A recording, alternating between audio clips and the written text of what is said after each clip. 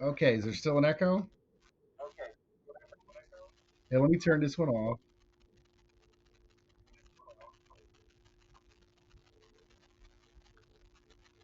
Boom. Okay, remove. Yep. Yeah, the echo's definitely on your end. But my camera's better. My camera looks better. And my microphone's better now. So, okay, we'll do the interview.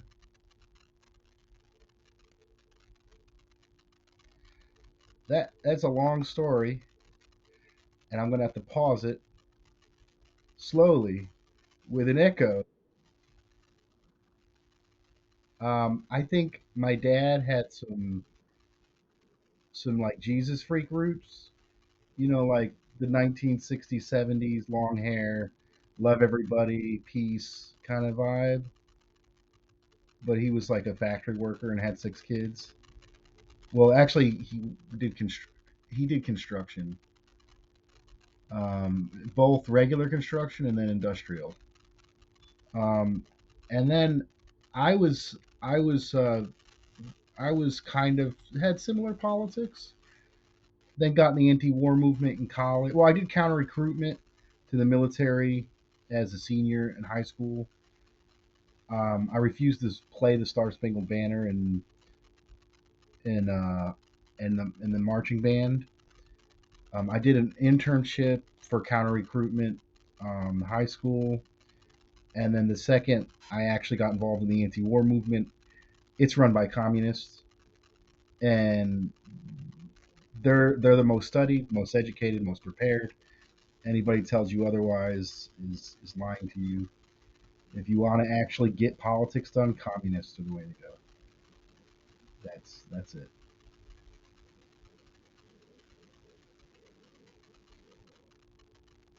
Kind of, I guess. Not really. I mean, in some ways, yeah, I can see that.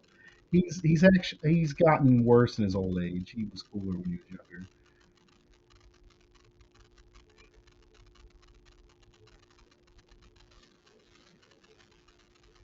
Yeah, yeah. Well, it hasn't gone downhill. They smashed it. They actively destroyed the movement. I worked as a student. My limited work with labor unions was as a student activist. I helped form a Jobs with Justice Coalition, which unites community groups with labor unions. Um, that way, they can show up to each other's strikes and community gatherings to build power in the community. Um, yeah, I, I haven't really done too much activism since I dropped out of college, and then I started driving trucks, and then I started doing this YouTube thing 2 years ago. Like I'll go do something. I go to the HK on J, um, the poor people's campaign led by Reverend William Barber of the NAACP once a year. I went to a few Black Lives Matter events. I do commentary, study. I do studies. I do networking. I network with various people on various chat groups. So,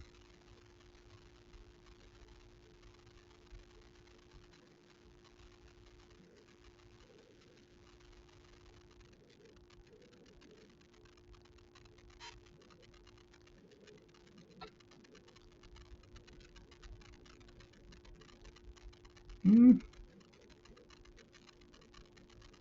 I don't know. I think the FBI was a far worse problem than the mafia. I mean, the mafia actually grew workers' retirement benefits. I mean, they did it badly, but Hoffa worked with the mafia and got shit done for drivers. And honestly, the FBI is far worse criminals than the mafia. Like, I hate the mafia. They're disgusting people that do some horrible things. But if you look at our government and the FBI and the crimes they have committed, they make the mafia look like saints.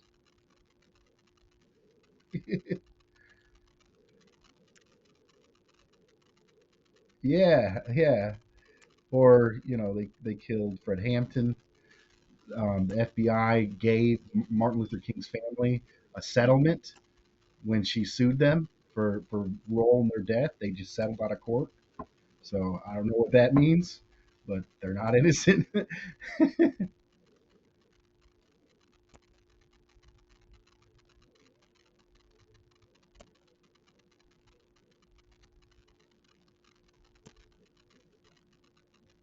Hmm.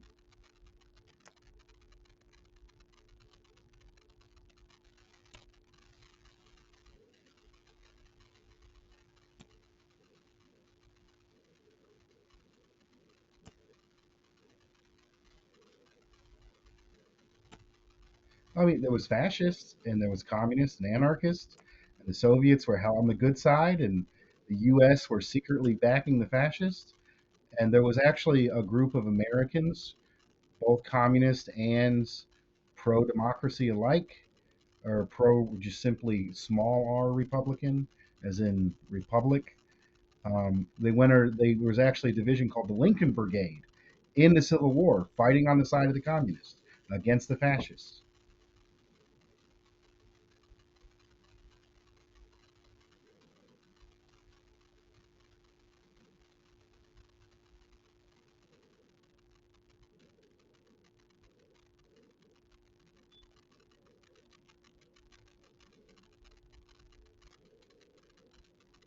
Hmm. Yeah, I mean that was a little bit of it. I mean, the anarchists were killing peasants. Well, were killing peasant clergy for fun because they didn't like religious people, which was kind of fucked. But and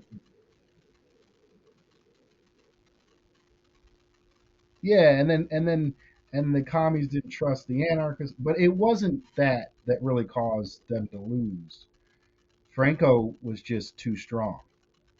He was backed. I'm pretty sure Franco was backed by, like, it was not reported, but he was being backed by the U.S. and the Brits.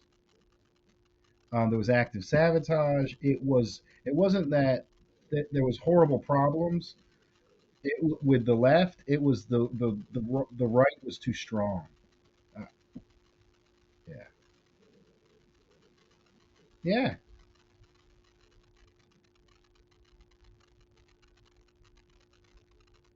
I honestly think the war in Ukraine is a lot like the Spanish Civil War right now. Like, it's against fascists. Russia's backing the correct side, and there was volunteers who went over the fight for the independent republics of Donetsk and Luhansk, which the neo-Nazi imposed government, um, well, the U.S. backed neo-Nazi controlled government was massacring ethnic Russians. Over, I think, almost 14,000 before it started. So, and then there was already a civil war, and there was already American communist volunteers like Tejas already fighting for the independent republics that Russia came in to protect.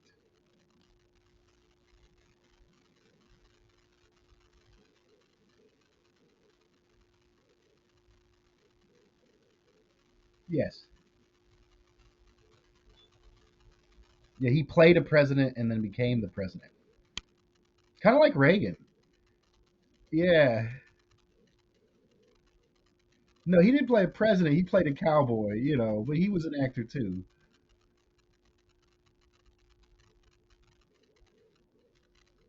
I don't, I've never actually seen a movie Reagan has done. So I think I saw a commercial. I don't even know anything he was in. I just know he was an actor. So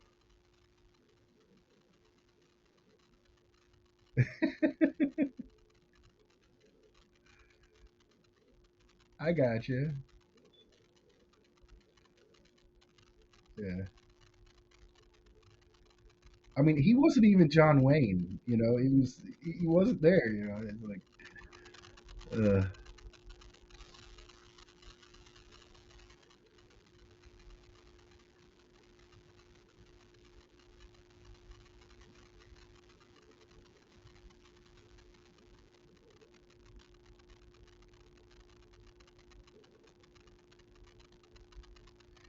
I don't know. Films cost a lot to produce in the 40s.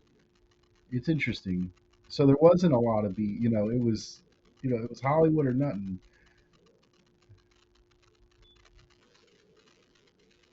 Yeah, well, it's interesting the process of entertainment because of the high cost of production. At first, monopolies controlled everything, and then with television and kind of the wild west days of the internet, there became like the huge array of production. And now, even though there is YouTube and all this stuff, like everything is so controlled by the big streaming services that it like is re-monopolizing. Like I think 50% of all box office sales are Disney profits. And remember all those independent film companies from the 90s that would like sell direct the VHS and get to the all those companies are gone. All of them are bankrupt now. So it's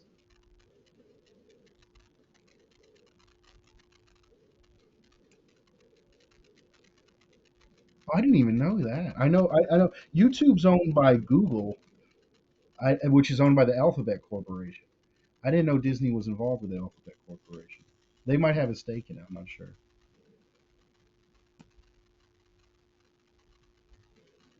Yeah,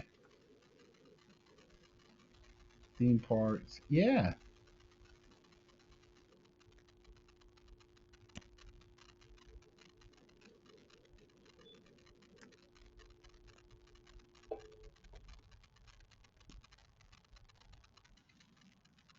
yeah. And Star Wars.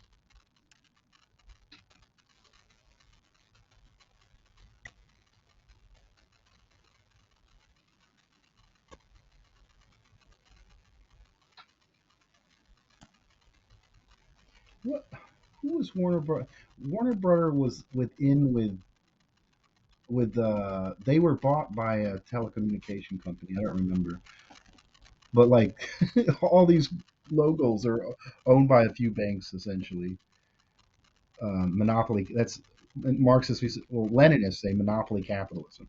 That's the root of why there's wars. This is a few. Not only do they control here, they control the entire global economy. And if a country steps out of line, no longer profits them, they sanction. And then if that doesn't work, they bomb them. Like that's essentially the world political system.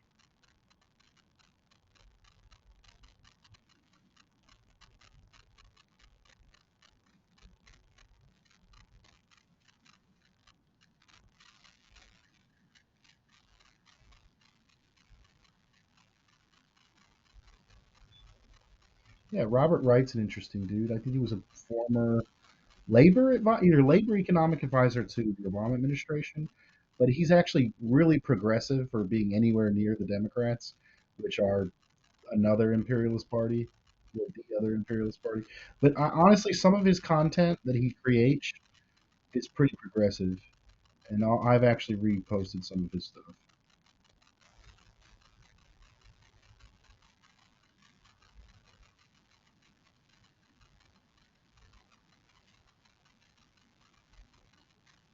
Mm,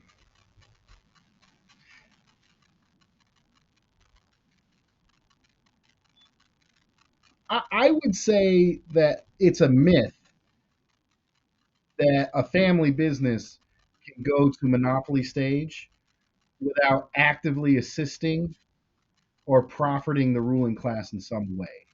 Like they get bought off, or that you know, try to like you're not gonna become you're not gonna go from a small family business to a huge monopoly just because you're a good business person. It doesn't work like that. The system's rigged.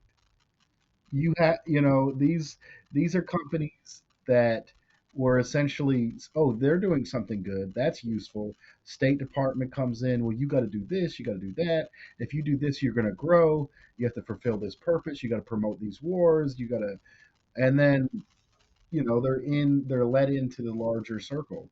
And even the huge companies are still getting loans from the same banks and all profit the same few banking cartels.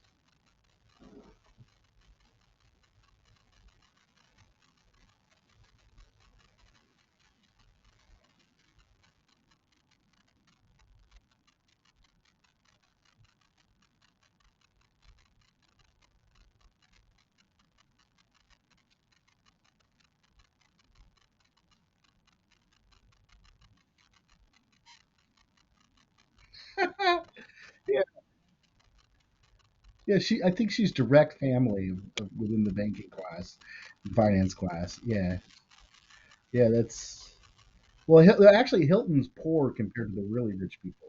That would the Hilton owns the hotel chains, correct?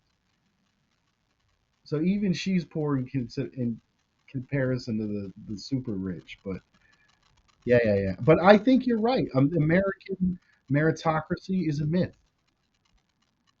and the classes are racially stratified and they're regionally stratified. I think black people own 5 times less wealth than white people in general. If you look at a map of poverty in the U.S., you can trace it to, I think, 4 regions in particular: the Black Belt South, Aslan, which is occupied Mexico, um, and then Appalachia, which is one of the few regions with poor white folks, and then native reservations. And if you take a map of poverty and you take that map, they line perfectly up with each other.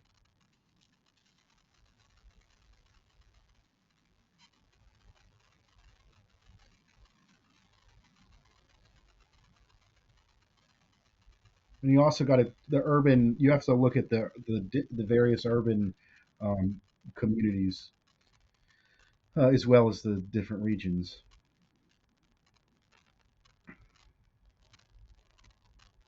But I mean, but it wasn't like, oh, people just chose to live in the hood.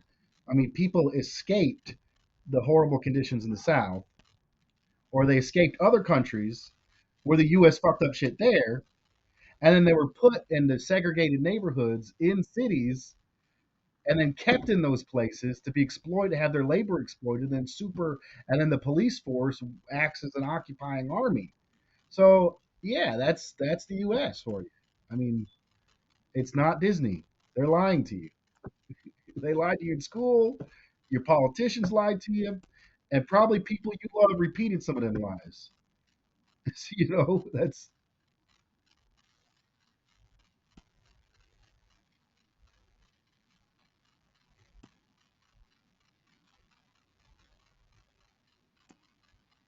hmm, yeah, yeah. A lot of connections are a thing. I mean, I've kind of railed against that. I mean, if you look at the jobs I got when I first did, I got my internship, which was very low paid and from very grassroots peace organizations, and they barely paid for my housing when I was up there. But when I was doing that, there, somebody was telling me, "Hey, you want me to help you find a summer job?" I'm like, "No, I'm going to go to the unemployment office like everybody else." And I went to the unemployment office, and they got me working at a soul food place. It's like, and then, well, Southern Soul Food. I worked at a place called Ron's Barn in high school, and I worked through staffing agencies ever that. But it's interesting. It was unemployment office that also got me my career in trucking through the the no, what's it called?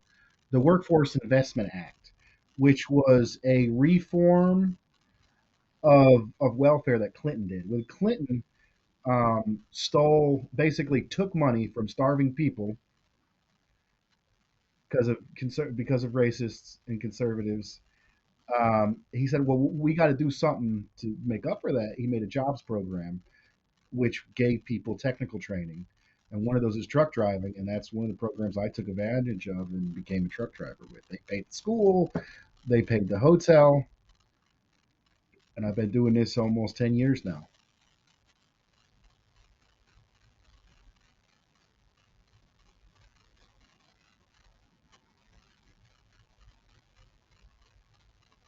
It's a hard life, man.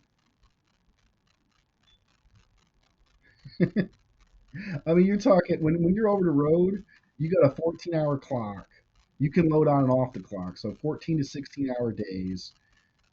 6 7 days a week.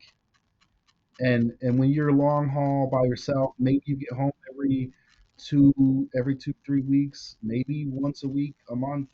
I got lucky and got on with flatbed. I started getting home a day and a half a week and working 80 90 hour weeks, getting home a day and a half. And then and then Now I'm local, and I'm home every day, but I'm working 12, 12, 14 hour shifts 5 days a week. So, I'm still tired.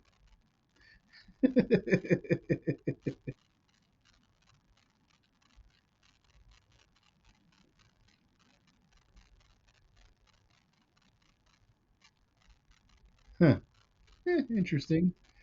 Um, yeah, they kind of cleaned out the lot lizards from most big truck stops. I mean, I've seen a few here or there, but that ain't really my thing. Yeah, but truck drivers aren't paid nearly enough. I mean, they make all right, and some make better than others. But your average corporate driver,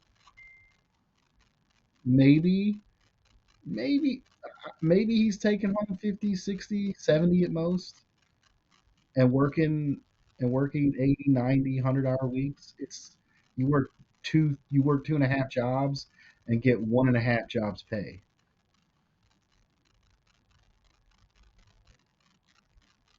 Yeah. So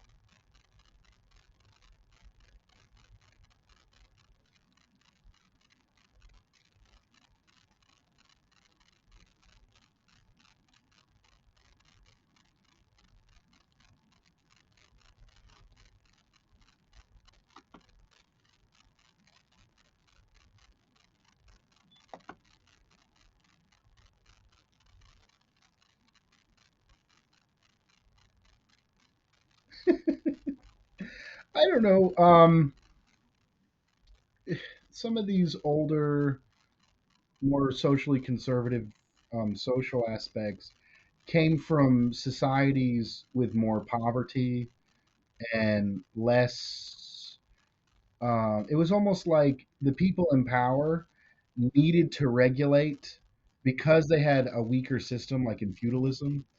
They had, like, think about feudalism. All the peasants out there working in the fields. The peasants got to give some of their money to the landlords. There's barely any industry.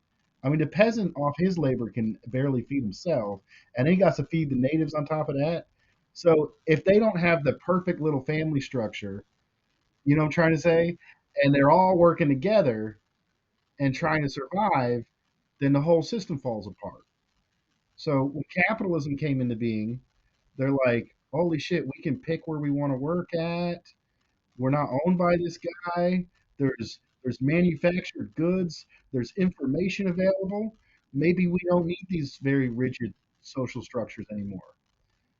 And I mean, some people just like feudalism. To me, as a Marxist, like I'm not. I'm um I'm for democracy on social issues, like whatever the people decide. Like I guess I lean socially liberal. But I think in poorer societies, they're bound to have more social conservative views just because they need those strict structures to maintain order. But I think is socialism, which is an even more advanced economic system, where it actually plans the economy, and then through that planning, it can plan years in advance. It can invest in more technology, advance in more research, and you have an even more wealth. We can have even looser social structures.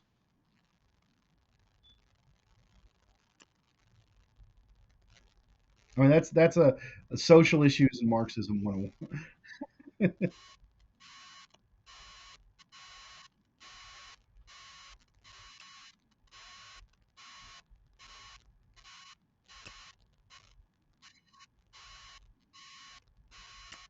Hmm. I think Christianity is interesting. Like I'm still like my dad was Christian, but he was kind of like, Jesus free Christian. And then I became an atheist for years because I was like, oh my God, all these churches are supporting the war. They bash gay people. What is wrong with these people? And then I was atheist and then agnostic, and now I'm coming back to Christianity and I'm looking at what actually Jesus said. And the right wing Christians are completely full of shit because Jesus he was like feeding the poor. He was accepting the healing people, feeding the poor, building communities, sharing everything in common, coming up against the churches, coming up against the empire. Like, how the hell do social conservatives think they're acting like Jesus? It doesn't it doesn't make any sense to me at least. Like that shit's crazy.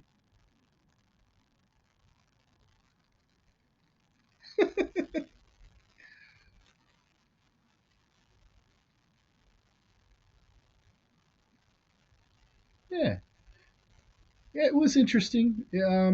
Not it's I think it's more of a reinforced division through like the media tells you that rural regular redneck folks hate hippies.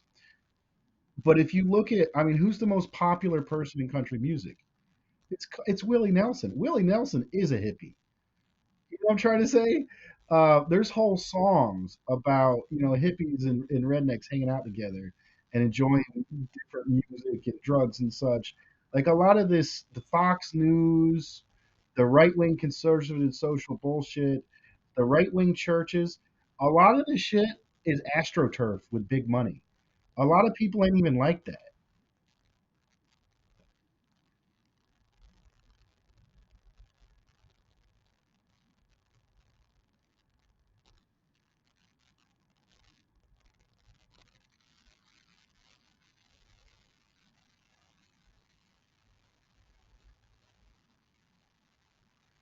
Yeah, there's an interesting voter schematic. I think more of like the labor aristocracy and the lower middle and the lower manufacturing class, like the lower portion of the rich and the upper portion of the workers will vote Republican. But then, like the lowest paid workers and the highest paid, the banking class themselves and the elite themselves will vote Democrat. And honestly, I think both parties work for the same banks and they simply get rural people to blame urban people and vice versa.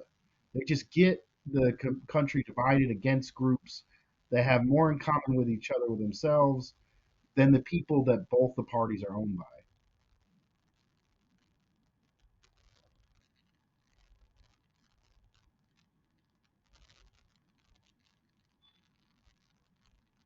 Hmm. Well, quickest way to get a progressive to become a liberal is elect them to office.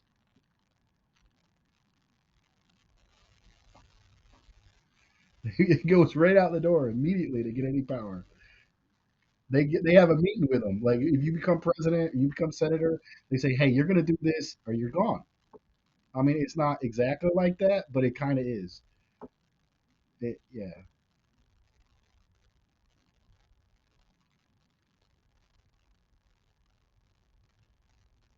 I mean, it can get depressing real quickly, um, but I'm still hopeful. I think we need other means. I think we need grassroots community organizing. We have to build communities. Our communities are alienating. We're basically become these consumer units that are detached from each other with no real communities, and we work for monopolies. We buy from monopolies. We don't even have extended family structures, and we're just completely beholden to these monopolies. I think we need to rebuild communities, workers' power, people's power, and we need to re-educate ourselves and re-educate our communities. And it's simple.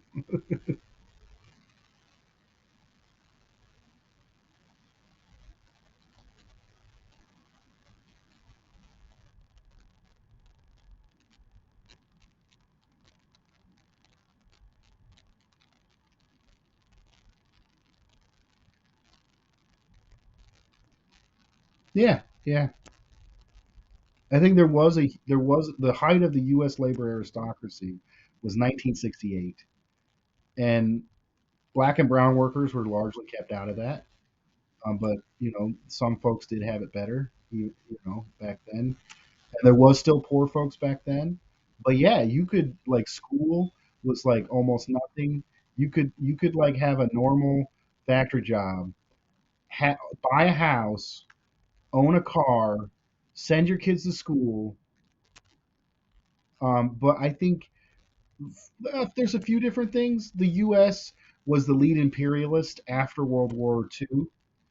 Like they had, it was basically they controlled the entire world, and they were extracting money from all over the world.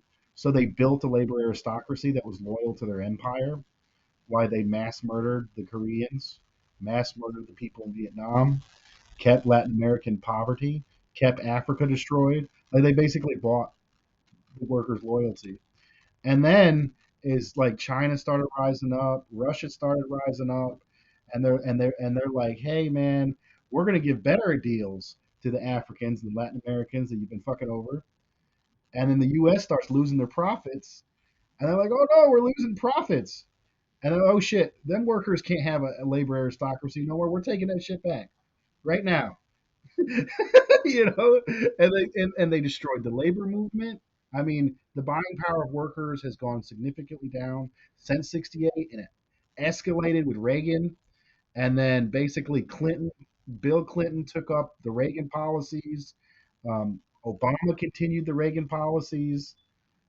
These neoliberal, no social programs, no investment, let the corporations do whatever they want to. That's been I mean, back when we had the most progressive government in the 40s, did you know we had a communist party of over 100,000 members who led unions that had millions of members?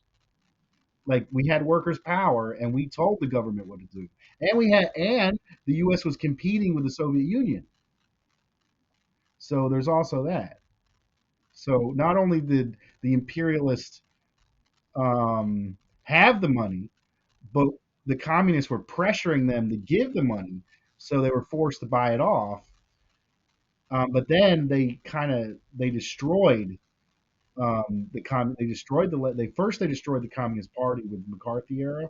Like they took people to jail. My comrades that taught me, their parents were took out of their houses and tortured for being communist and organizing integrated labor unions. Like they killed the Panthers, they killed Fred Hampton, young 20-year-old in his bed. Um, and then they dismantled the union movement. So yeah, that's you can look at unionization and wages. They've gone down together. Like how you get better wages is the union now, and we're seeing some now that things have gotten bad with several economic crashes. We're seeing organizing in the Amazon warehouses. Um, we've seen stuff with Kellogg's workers. We've seen stuff with the Starbucks workers. I mean, it's better than it was, but inflation is so bad. It's like we're not really advancing. Like inflation has killed working class buying power. Like it's in a sad state. We're in a collapsing, decaying empire, and things are going to get worse. That's all I can say. Yeah.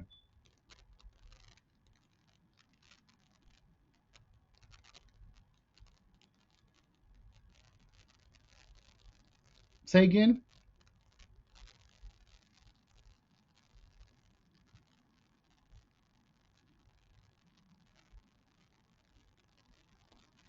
Yeah, Marjorie Taylor Greene is a fascist.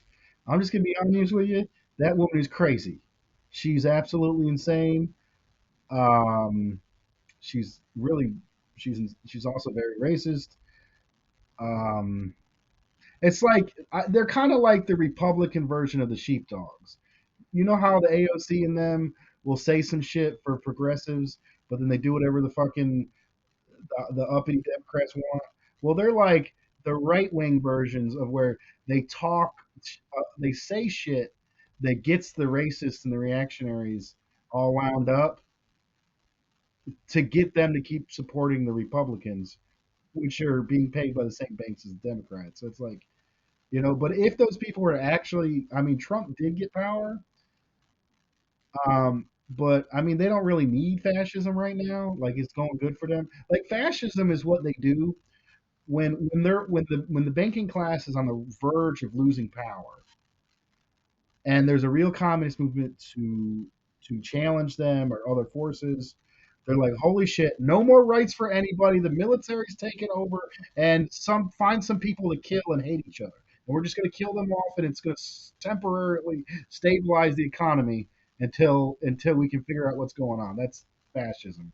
And Marjorie Taylor Greene, the Proud Boys, the Klan, all these people are waiting in the wings, ready to destroy the workers' movement if we ever come close to taking power. So yeah, it's it's scary, man.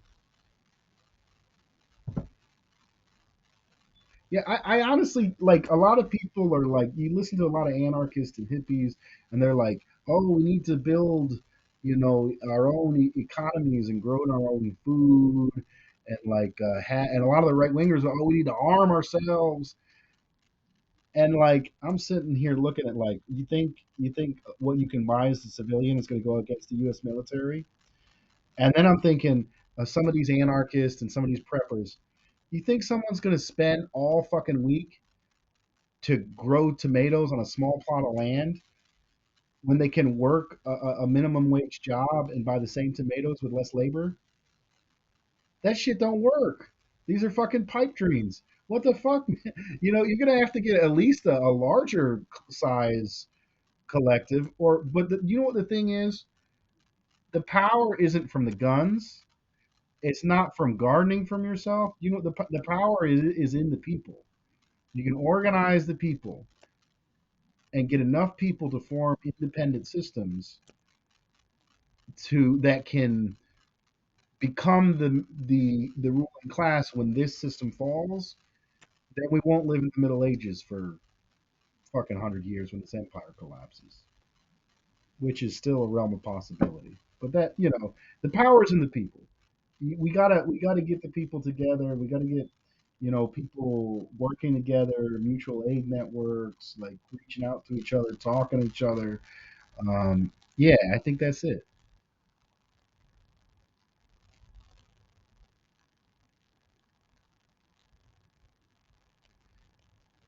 Yeah. Well, fascists aren't that smart. They're just to me. I go off. Oh, what's that dude's name?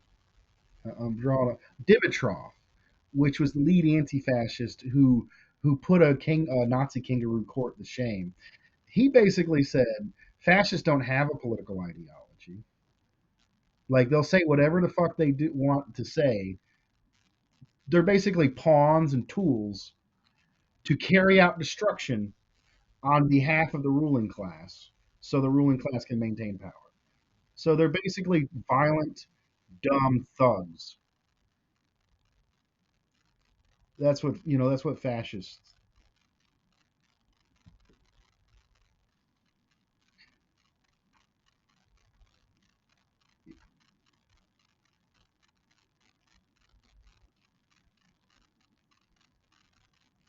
Yeah, that's it. And well, yeah, we could talk about the difference between German fascism and Italian fascism, but essentially their role is to carry out violence to keep the the, the finance capital and power is essentially.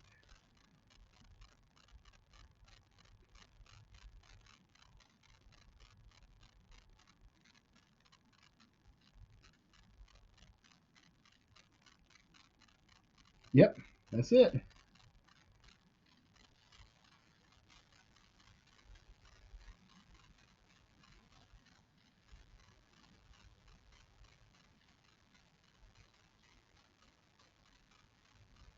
Yep. Yeah, it's not a consistent ideology or worldview.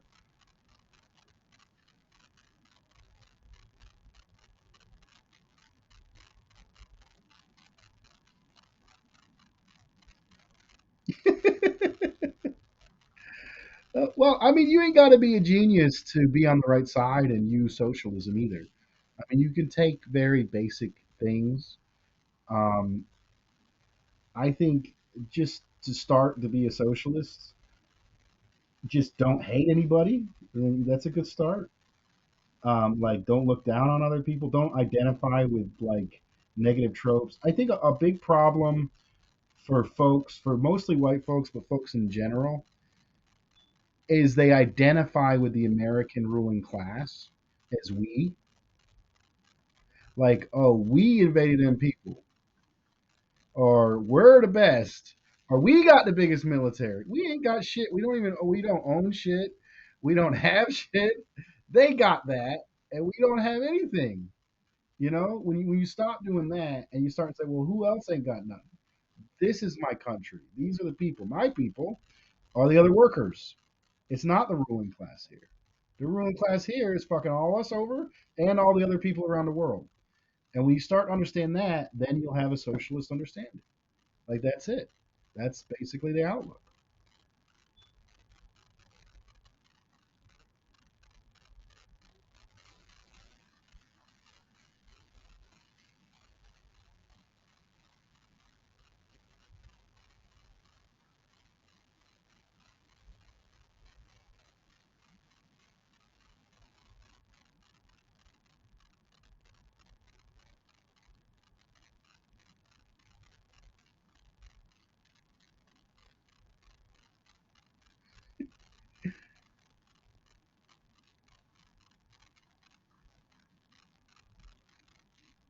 I mean, even if you were there, I mean, when you go back, what did you get? I mean, the people, what did they get from the being part of that?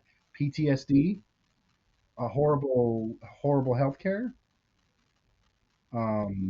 Yeah, I mean, what the fuck did they get? They were just used up cannon fodder. I mean, it's sad. I mean, I mean, who, who did the oil price? Who did shutting down Iraqi oil, creating instability in the region? Who did that benefit? The oil banking class. That's it. The military industrial complex. That's it. These wars don't do any good for any of the people here.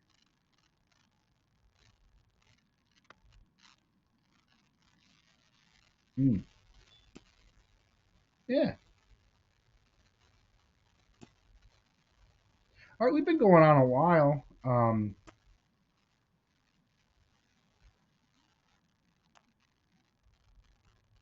Are you going to edit it down or just put this whole thing up?